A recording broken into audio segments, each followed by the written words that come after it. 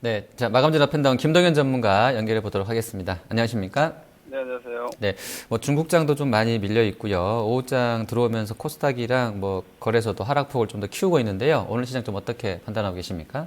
네, 여전히 지속되고 있는 고변동성인 것 같고요. 해외 시장, 해외 금융시장 같은 경우 어제 미국이 반등이 나왔지만, 단기적인 조정 채널도 뚫지 못한 반등이어서 아직은, 그리고 유가가 2% 반등 나왔어도 높은 구간이 아니라서 아직은 뭔가 글로벌 시장의 변동성이 정점을 찍었다거나 아니면 이런 식으로 해결이 되고 완화가 되는구나라고 판단할 수 있는 상황이 아직 아닌 듯 하기 때문에 시간적인 여유를 좀 가지고 지금은 불확실 변동성을 좀 체크할 필요가 있겠다. 예전에 그렇게 좀 말씀드리겠습니다. 네, 자, 종목별로 보겠습니다. 일단 바이로메드가 지금 장중에 뭐 아주 플러스권이다가요. 지금 뭐 재료가 노출이 되면서 한 4% 밀려 있습니다. 루머성 재료 때문에 급등했다라는 시황이 나오게 되면서 지금 급락을 타고 있는데요. 지금 19만 원 선까지 빠르게 낙폭을 키웁니다. 바이로메드 좀 어떻게 보고 계십니까? 이게 지금 결과 이유를 떠나서 지금 장세 하나의 특징이라고 봐야 될 것 같습니다. 여러분들이 지금 전반적으로는 상당히 좀 보수적으로 봐야 되는 시장임에도 불구하고 마구 매매 욕구가 막 생길 겁니다. 그리고 왠지 막 주식을 따라잡아야 될 것 같은 생각이 드는 이유는 일부 극소수의 시세를 주는 주식들이 변동성이 엄청나게 큽니다. 예를 들어서 어제 OLED 주식도 그랬고요. 오늘 아침에 2차 전지 쪽 종목들도 에코프로 같은 종목이 상승을 급등세를 15%까지 갔었는데 보합까지 왔죠. 이렇게 지금 오르는 주식들도 결코 얌전하게 오르지 않는 시장이기 때문에 지금은 바이오주를 포함해서 제약 바이오를 필두로 해서 시세를 좀 뭔가 앞쪽에 있는 종목을 살아있는 종목을 매매를 하시려고 하면 고변동을 좀 감수해야 되는 구간입니다. 주식이라는 것이 빠르게 벌고 싶으면 당연히 빠른 손실도 감수해야 되고 손절 대응도 하셔야 되기 때문에 현재 시장은 제가 볼 때는 여러 가지로 봤을 때 난이도는 상당한 시장이기 때문에 초보자분들이나 멘탈이 좀 약하거나 혹은 대응이 좀 느리거나 혹은 기업 분석력이 좀 약하신 분들은 장세 안정되고 나서 종목 그때 찾으셔도 될 거라고 여전히 보기 때문에 이 고변동을 감수할 수 있느냐를 다시 한번 점검할 필요가 있겠습니다. 네. 자, 바텍 같은 경우는 그래도 좀 견조한 흐름인데요. 이 종목은 뭐 의료기기 내에서는 좀 뭐 탑픽으로 좀 볼 수 있는 쪽도 또 많은 것 같습니다. 긍정적으로 좀 접근 가능하겠습니까? 예, 지금 헬스케어 섹터는 세 가지로 좀 나뉘어 있다고 볼 수 있을 것 같습니다. 코스피 쪽에서 제약주가 있고, 코스닥에서 바이오주가 있고, 그리고 헬스케어, 전자, 의료 장비 쪽, 이렇게 구분을 해볼 수 있을 것 같은데, 연동성으로 따지면 코스닥 바이오가 제일 크고요. 그 다음, 코스피 제약주, 그리고 가장 안정적인 쪽이 의료 장비 쪽인 것 같습니다. 오스테 임플란트도 그랬고, 인바디도 그랬고, 지금 바텍이나 뷰웍스 이런 주식들 보면은, 그래도 시장에서 가장 좀 방향성을 가지고 마치 강세장인 것처럼 이게 추세를 가지고 정상적인 변동을 가지고 움직이는 쪽은 이쪽 모습이기 때문에 이것은 이유는 중국 쪽에 대한 고령화라든지 이런 어떤 구조적인 부분이 제약 바이오처럼 어떤 먼 꿈을 꾸는 것이 아니라 현재 현실화가 이미 되고 있고 그것이 매출로 찍히고 있는 내년에 1조가 터질 거다, 5천억이 터질 거다가 아니라 꾸준하게 2, 30%씩 이렇게 늘어나고 있는 안정 성장을 하고 있다는 측면에서는 당연히 이렇게 뒤숭숭하고 힘들더라도 안정 성장을 하고 있는 실적주는 여전히 시장에서 선별되고 있다 정도로 보시면 될 것 같습니다. 네. 자, 건자재 쪽에서 한샘 같은 경우도 오늘 뭐 어제 이어서 오늘까지 아주 뭐 급등세입니다. 지금 뭐 거래가 규모 자체가 크진 않습니다만 한 230억 이상, 그리고 5% 급등 나오고 있는데요. 이 종목들은 추가로 좀 더 올라갈 수 있을까요? 일단 건설주가 최근에 반등을 좀 선도하긴 했습니다. 그리고 한샘의 경우에는 작년도 그 상반기 시세를 좀 건자재 쪽에서 많이 줬다가 추세가 빠져 있는데 공교롭게도 기관 투자자는 아직 별로 빠져나가질 않았죠. 외국인 투자자는 빠져나갔고 이 상황에서 하반 경직을 22만 원 선에서 잡아놓고 지금 반등이고 이번에 화장품도 그렇고 많은 주식들이 요 패턴에서 지금 쌍봉 근처까지 올렸던 주식들은 꽤 많이 있습니다. 음식료도 이런 그림들이 있었고 그 관점으로 본다면은 하반 경직 확보되어 있는 가격대가 현재 기준으로 봤을 때 한 24만 원 정도니까 24만 원 정도를 기준 로스컷으로 놓고 121선 돌파 체크와 정고점 30만 원 시도 정도까지는 한번 보실 필요가 있겠습니다. 다만 이것은 현재 시장에서는 틈새로 움직이는 종목군이기 때문에 개별적인 종목 대응으로만 보시면 될 것 같습니다. 네. 자, 그리고 하락 쪽 보겠습니다. 셀트리온이 오늘 좀, 비교적 큰 폭의 조정입니다. 10만 원 지금 깨지고 있습니다. 3.94% 조정 나오는데요. 자, 이 종목은 뭐 사상 최고치 경신 이후에 약간 약해진 흐름입니다. 향후 흐름은 좀 어떻게 전망하십니까? 일단 뭐 미국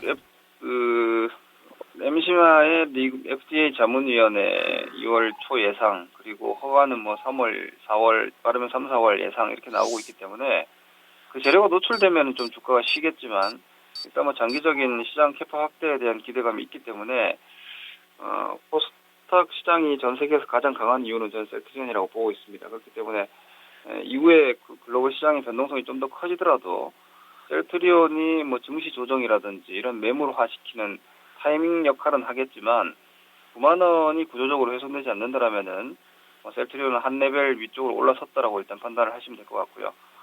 셀트리온이 오히려 이제 변동성이 좀 커져 있기 때문에 그동안 셀트리온이 지켜냈던 시장은 변동이 오히려 좀 더 커질 수 있겠다라는 관점에서는 좀 지켜봐야 되겠습니다. 네.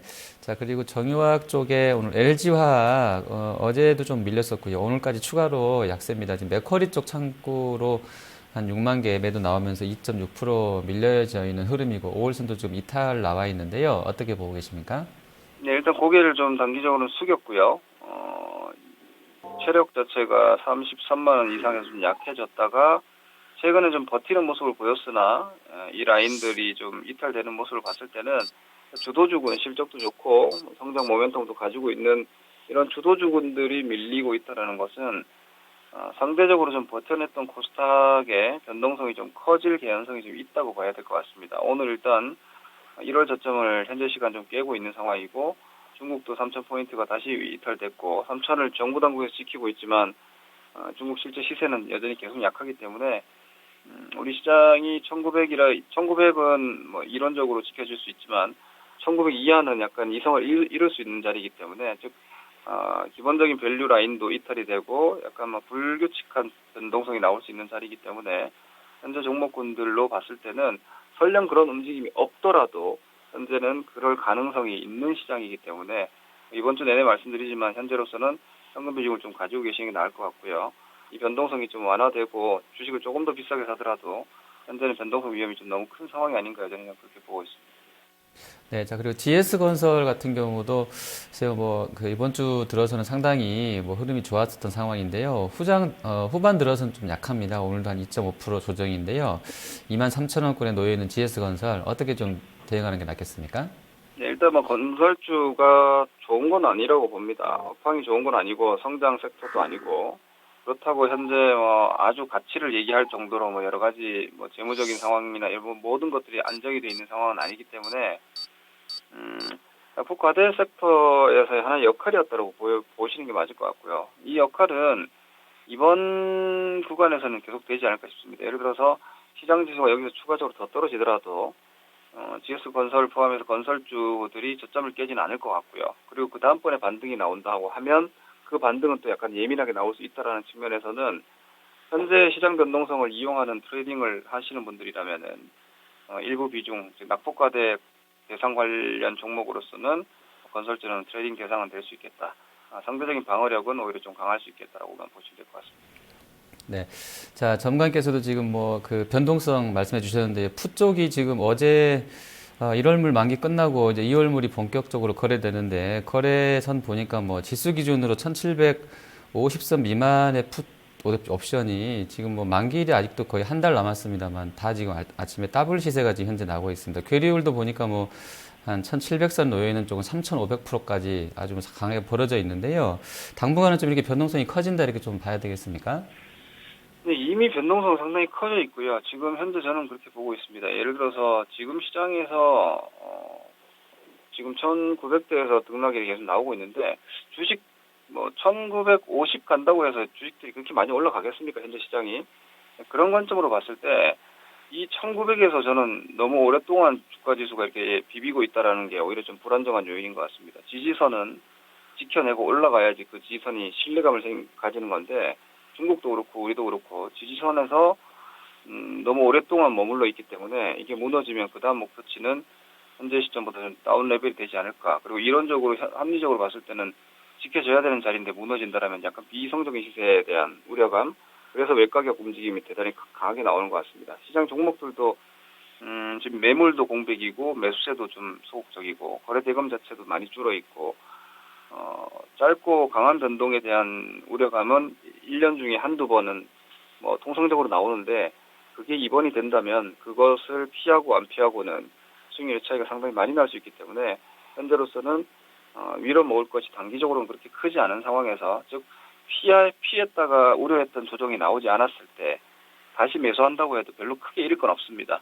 다만 반대로 여기서 피하지 못하고 만에 하나 여기서 약간의 어떤 블랙스완이 나타나서 시장이 고변동 하락을 만들어낸다라면은 그 데미지는 회복하는데 상당 기간 필요하고 데미지도 클 것이기 때문에 지금은 연초라고 해서 그냥 무방비 상태로 계시기보다는 좀 안정적인 계좌 운영을 같이 병행하시면서 한 번 놓치고 다시 잡는다라는 각오를 하고서라도 현금의 최소한의 관리는 여전히 필요하지 않을까 싶습니다. 네. 자, 전문가님께서 그동안 작년 여름부터 저희랑 함께 해주셨고요. 한 9개월 동안 같이 달려와 주셨는데, 오늘이 마지막 출연으로 들었습니다. 저 다음에도 또 좋은 코너에서 찾아뵙도록 하겠습니다. 고맙습니다. 네, 고맙습니다. 네. 자, 지금까지 마감전 업앤다운 김동현 전문가였습니다.